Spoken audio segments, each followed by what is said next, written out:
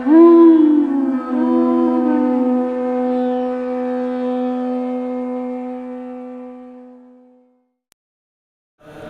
Namo Bhagavate Vasudevaya.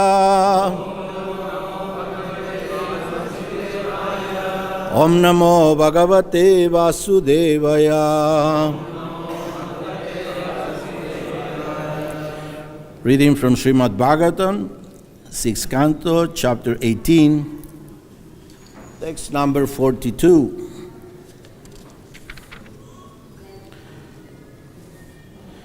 Nahi kaschit priyaha strinam anjasa swasifasmanam anjasa swasisatmanam patim putram bharatarambha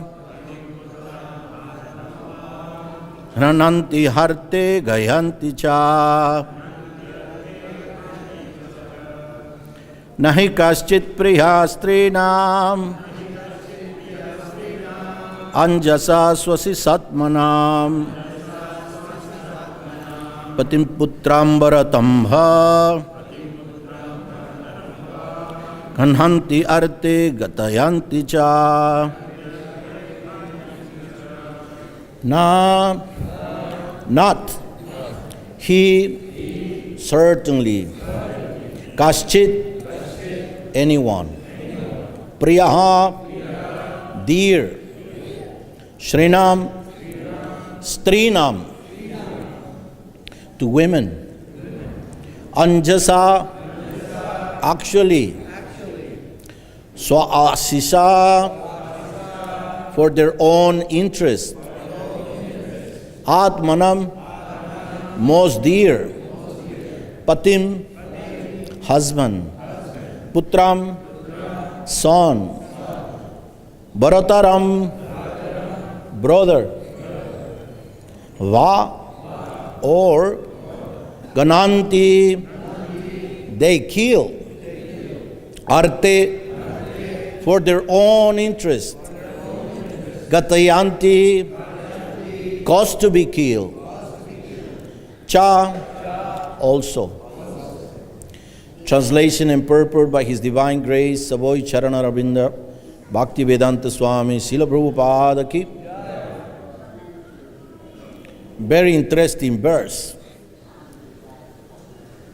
To satisfy their own interests, women deal with men as if they men were most dear to them. But no one is actually dear to them. Women are supposed to be very saintly, but for their own interests, they can kill even their husbands, sons, or brothers, or cause them to be killed by others. You want to repeat after me? This will be a good verse to memorize. Purport by Srila Prabhupada. A woman's nature have been particularly well studied by Kashyapa Muni. Women are self-interest by nature, and therefore they should be protected by all means, so that a natural inclination to be too self-interest will not be manifested. Women need to be protected by men. A woman should be cared by her father in her childhood, by her husband in her youth, by her grown souls in her old age. This is the injunctions of Manu, who said that women should not be given independence at any stage. Very interesting. Women must be cared for so that they will not be free to manifest their natural tendency for gross selfishness. There have been many cases, even in the present day, in which women have killed their husbands to take advantage of their insurance policies. This is not a criticism of women, but a practical study of their nature. Such natural instincts of a woman or a man are manifested only and the bodily conception of life. When either a man or a woman is advanced in spiritual consciousness, the bodily conception of life practically vanishes. We should see all women as spiritual units, aham brahmasmi, whose only duty is to satisfy Krishna.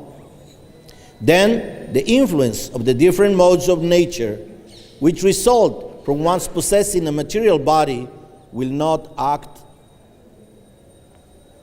The Krishna conscious movement is so beneficial that it can be very easily counteract the contamination of material nature, which results from one's possessing a material body.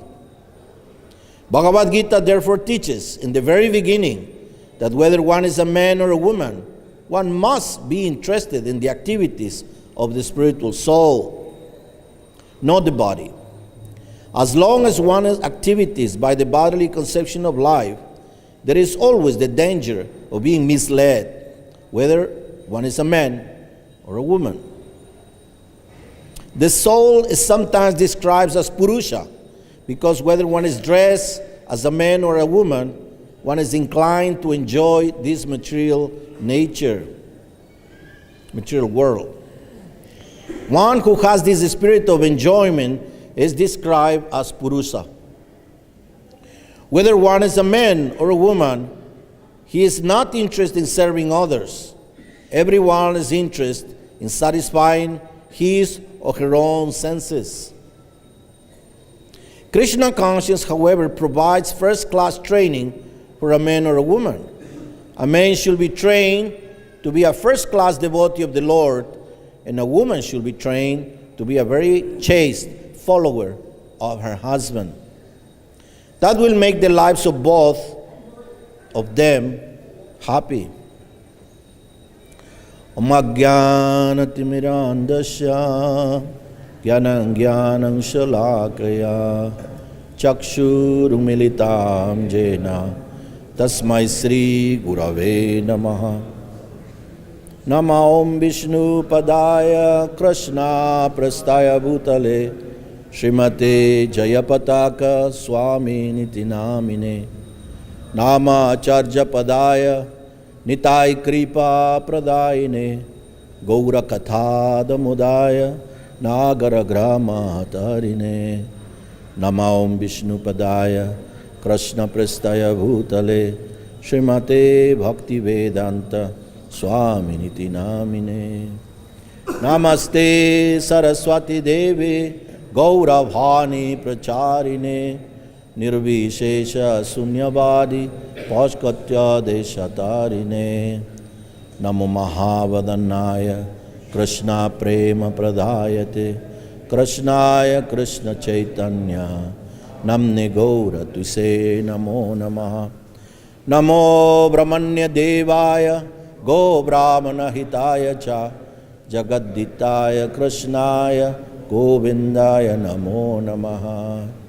He Krishna Karuna Sindhu Dinabhandhu Jagatpate Gopesha Gopika Kanta Radha Kanta Namastute Tapta Kanchana Gaurangi Radhe Vrindavaneshwari Prasavanu Devi Pranamami Hari Priye Pancha Kalpa Taru Vyascha Kripa Sindhu Vyaevacha Patitanam Pavanevyo Vaishnavivyo Namo Namaha. Jaya Sri Krishna Chaitanya Prabhu Nityananda Shri Advaita Gadadhar Shri Vasadi Gaura Bhakta-vrinda. Hare Krishna Krishna Krishna Hare Hare Hare Rama Rama Rama Hare Hare. Hari Om Tat Sat.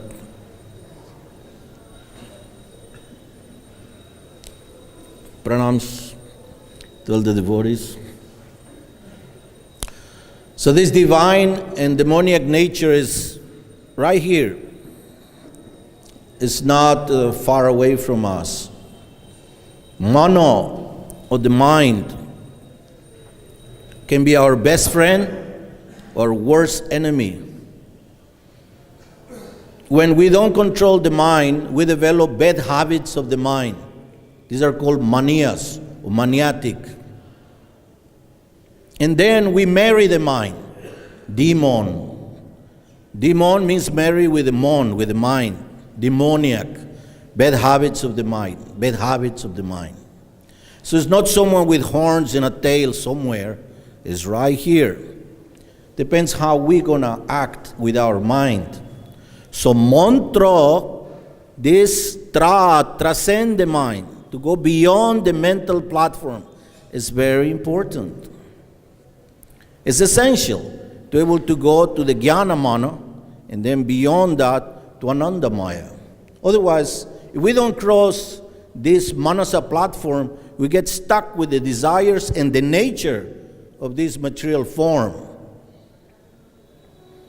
With senses who are like snakes who constantly want to enjoy this material energy and his different varieties. So mantra has to be deep. Mantra has to be powerful. Mantra has to bathe the mind. Just like daily we bathe the body, we clean our body, we must bathe the mind. We must take the mantra deeply and clean the heart.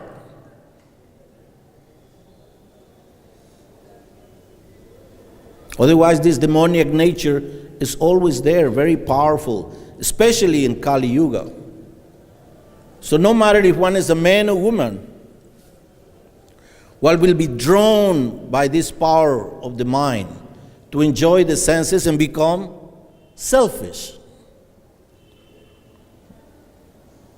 Ahankara vibhudadma kartahaniti manyate.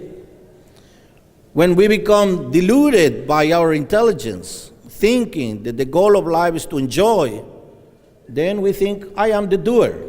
Ahankara, I am the doer. And we don't see Krishna behind everything. This nature is just going on. We are not controlling this nature. We are not closing and opening our eyes. We are not eating, we are not sleeping. It's nature carrying on. The soul wants to enjoy this variety because he is completely covered. We are inside this soup of material ingredients. We are not beyond the laws of material nature. We need Krishna. We need a mantra, because the mantra connects us with Krishna, and Krishna can pull us out of this material consciousness, beyond the senses, beyond the mind.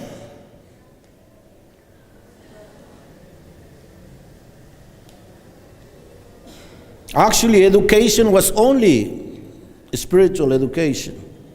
But nowadays, people are becoming more and more entangled with this materialistic education of how to enjoy the senses perfectly. So men and women, they are completely into this river of sense enjoyment, which is actually not joy. It's not full of happiness.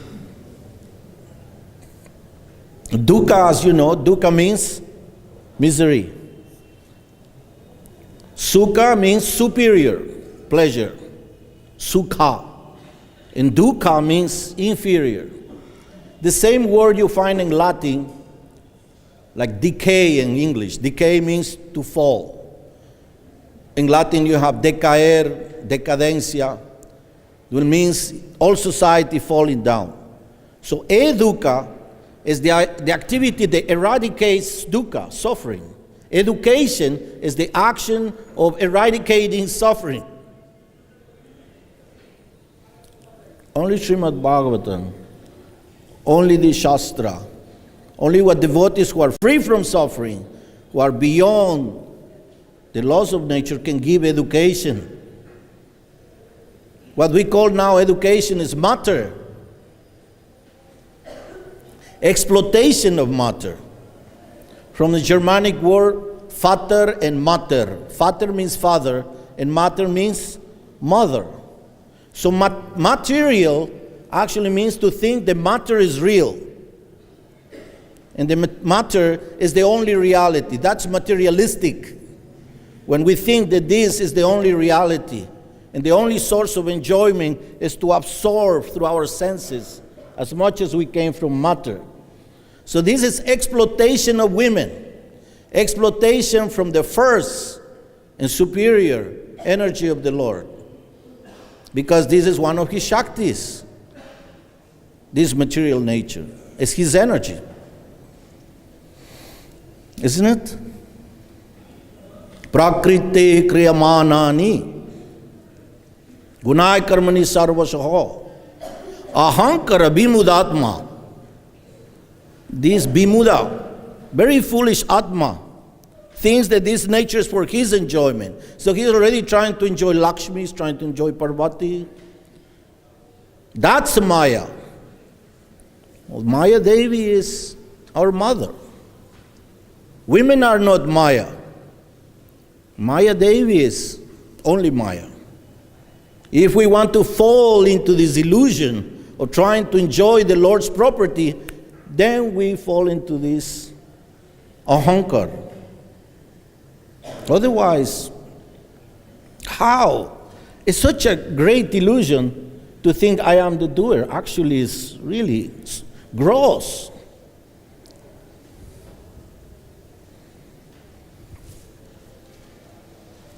It's like someone who's eating flesh and is thinking that he's enjoying. It's such a gross bewilderment. Isn't it? How someone can fall so low, ahankar, when we think, I am the doer. We keep sinking into the modes of nature. There is no end to the mode of ignorance. We don't want to hear of the activities of the people who are in full ignorance. Obviously, this is a description of women who are deeply in the mode of ignorance. As we know, in the hellish planets, there's three kinds of women. Very easily seduced by men, very lusty, and independent. So it's not so far away. It's not down there in Patala, Rasatala, Mahatala. No, it's in New York, it's in Paris, everywhere. We all see women coming with these qualities. In California,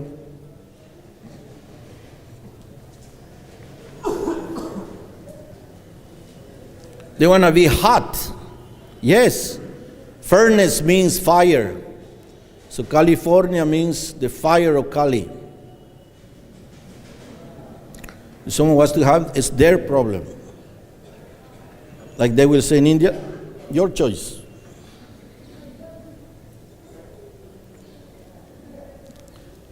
Vedic women are completely different. Vedic women is the reflection of our Supreme Mother. The spiritual world is full of perfectly dedicated women. And we want to enter into this world, men and women, if we want to enter this transcendental world, we have to try to find out how to behave as perfect men and perfect women. We have to give up this desire of equality, independence. Very foolish. Totosto. We want hierarchy. We want people above us. We want authorities. Without authorities, we are lost as men and women. To have authority means to have someone that we serve. The moment we don't have no authority, I'm thinking, I'm Krishna. I'm advanced. I'm pure. I'm renounced. Isn't it? Then how are we going to get the mercy of Mahaprabhu?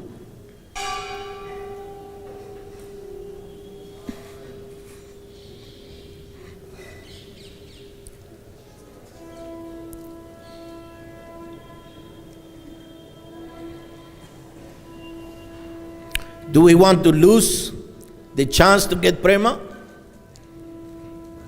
Do we want to lose the opportunity to get prema bhakti, playing the game of being authority, of being pure. So even our Krishna conscious movement sometimes describe this idea of being equal, being men, women equal. No need. There's no need. We want to have someone that we follow and serve. We want to prostrate our heads to the feet of the devotees.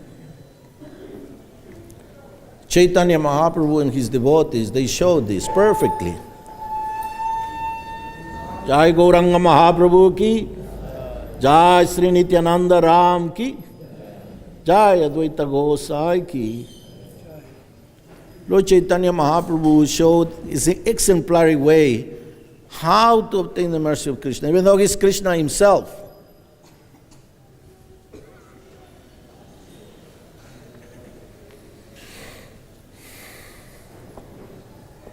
So we don't want to get into this level. No men, no women want to fall so low.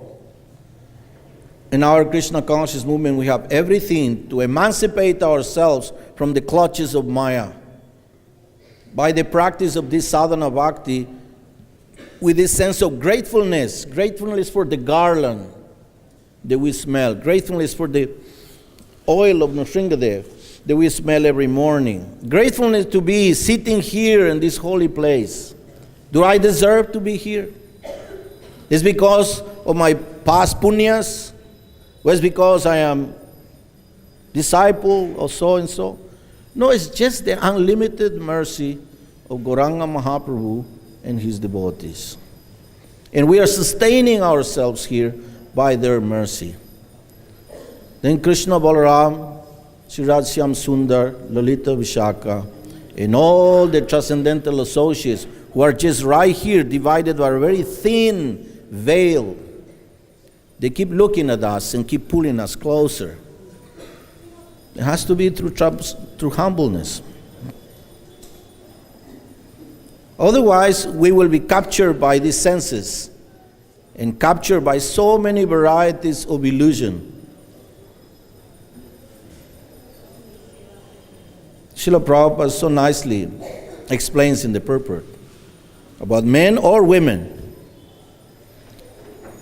Bhagavad-Gita therefore teaches in the very beginning that whether one is a man or a woman, one must know that he or she is not the body, but the spirit soul. How we come to know this? Not by theory, but by service. By seva to the other devotees.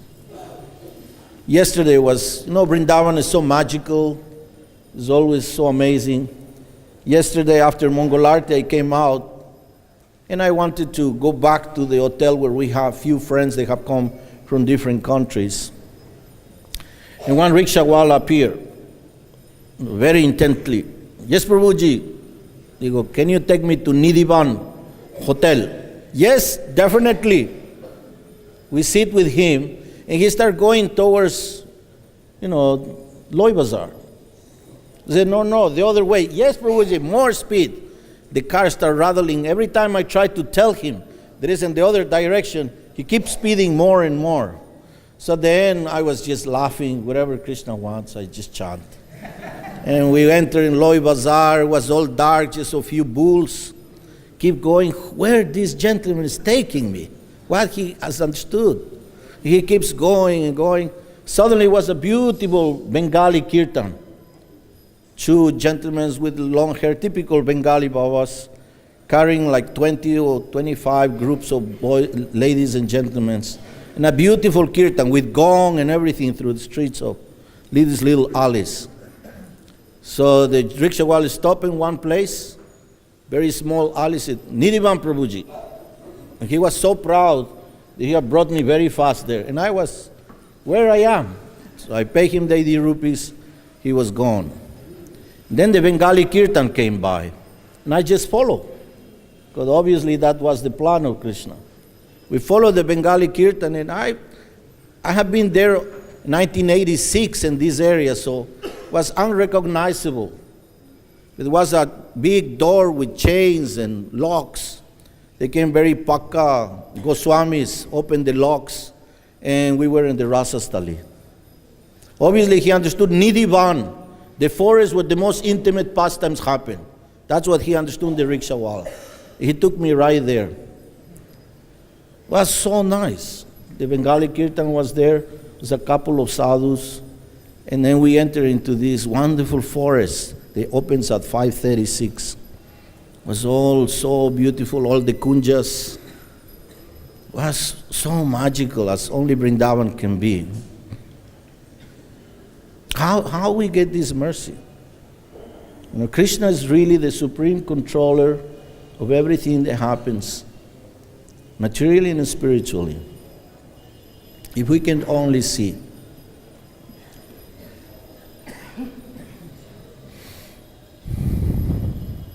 So we have to be exemplary men and women. We don't know how, but we know that if we became humble and we constantly serving everybody who's trying to come in contact with Krishna, if we become a bridge to connect people, to pull them in, just like we were pulled in. Krishna said, nobody is more dear to me than the one that teaches these signs to my devotees. Now, there is plenty of Muslim devotees, there's plenty of Christian devotees, there's plenty of Jewish devotees, there's plenty of Buddhist devotees all over the world. What Krishna said, there is 4 classes of devotees. The ones who are miserably looking for solutions of their miseries, the ones who look for material wealth, in God we trust, the ones who are looking for knowledge, inquisitive, can be even atheistic people, can be scientists, can be professors, anybody who is inquiring about the existential nature of this world. And the sages. Obviously, all of you fall into this category. But there's plenty of devotees out there, and they're all eager to know Krishna. So we should make ourselves available. Then we can get the mercy of Guru and Gauranga. Then we escape this description. This description is not for all of you. This has nothing to do with men and women. Never fall until the spell to think you're a man or a woman.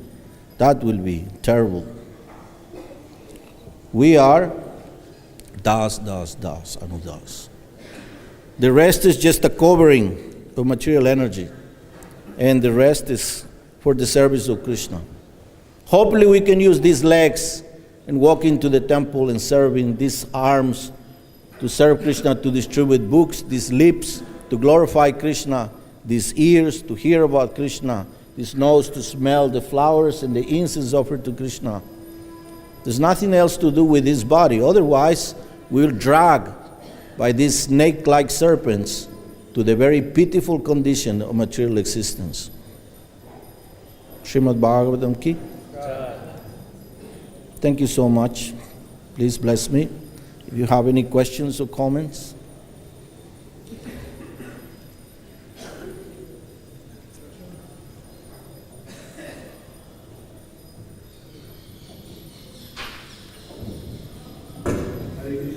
Jai Mata. There's a lot of talk in this verse about women. So are women to be given the sannyas order or not? Women should be given sannyas order or not? Krishna says to Arjuna, be always a sannyas, be always a renounce.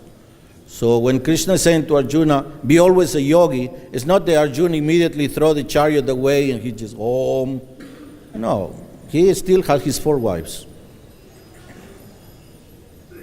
And his children and his service, and his bow and his arrow, and his training. So everything that he has to be offered to Krishna. That's sannyas. The rest is a dress. So these desires, if I desire to have a position, that's not sannyas. I'm being attached to a position. If Krishna tells me to do this, and I try to escape and Krishna gives me this, I take it as a service, then it's not a position. So women, to be sannyas, there's so many dedicated Matajis from the very beginning. They renounce everything to take care of the children, take care of the husbands. dedicate themselves to take care of the deities, assist their husband, etc. This is already full time for Krishna. No need of positions. There is no such a thing as brahmacharini or sannyasini. That's new terms. The Vedic culture, Srila Prabhupada explained it here in the purport, the ladies under the care of the father, then under the care of the husband, then under the elder sons. That's Vedic culture. Now in the modern world, we have many women who have no fathers who are God consciousness, and sometimes not husbands who are God consciousness, or they are non-married. They can take refuge in the temples.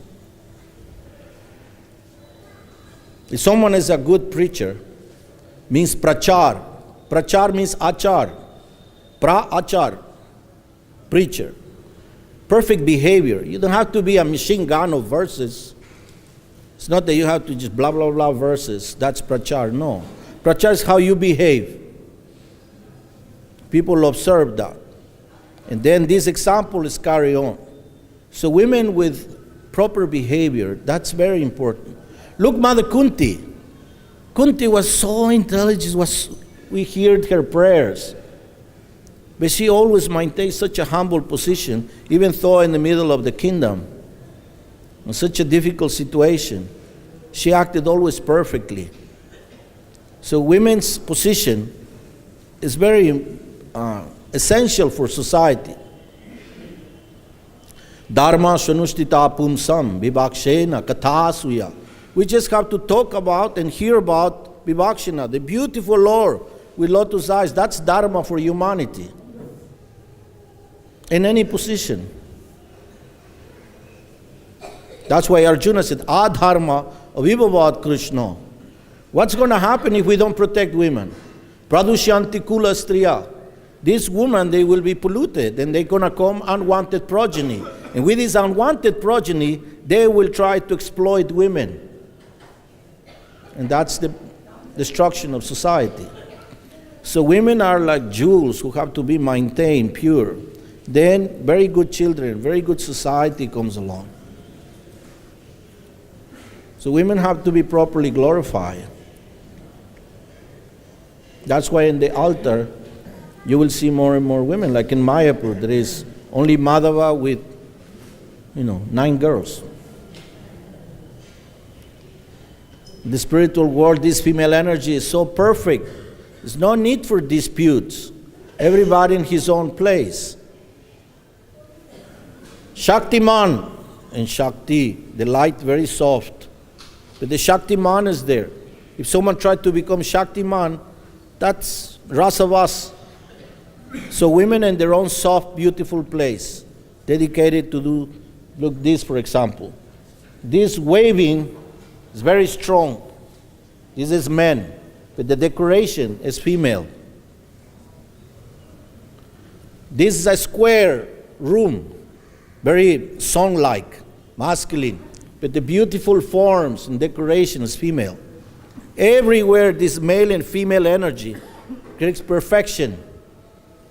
So women, they're wonderful in their own place. No need to be tough. I'm renounced. Maharaj Padara, no, that doesn't sound good. Yes.